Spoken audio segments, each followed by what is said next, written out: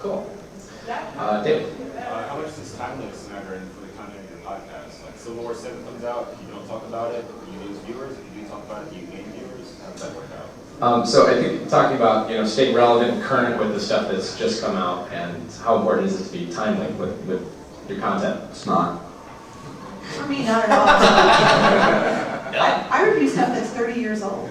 The newest thing that I just bought was a collection of the Savage Sword of Conan, stuff that came out in the 70s. That's like great, and I'm so anxious to review that. And that's the newest thing that I bought.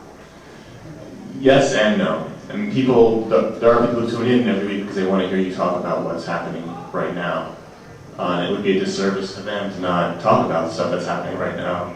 On the other hand, if we've got nothing to say on it, we just don't talk about it.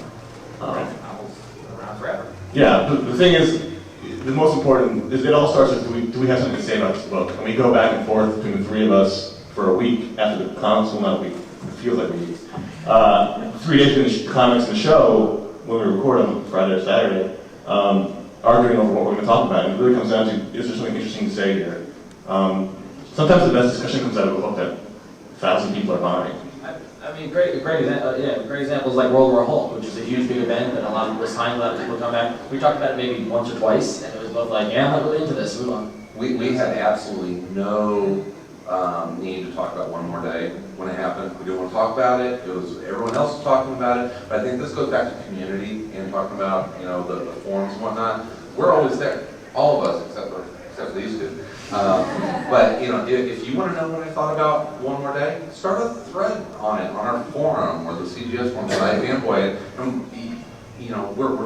We're all. But the reverse of that is we've had books we've added to the show that we weren't going to talk about because it's all over the forums. People are wanting to know. Responding to what are they going to think of this book? Oh, we weren't going to talk about that. I guess we should know because they want to know. So there's we don't feel obligated. It all depends on what the best show will come from. That's absolutely true for us. I mean, our listeners kind of demanded the One More Day discussion.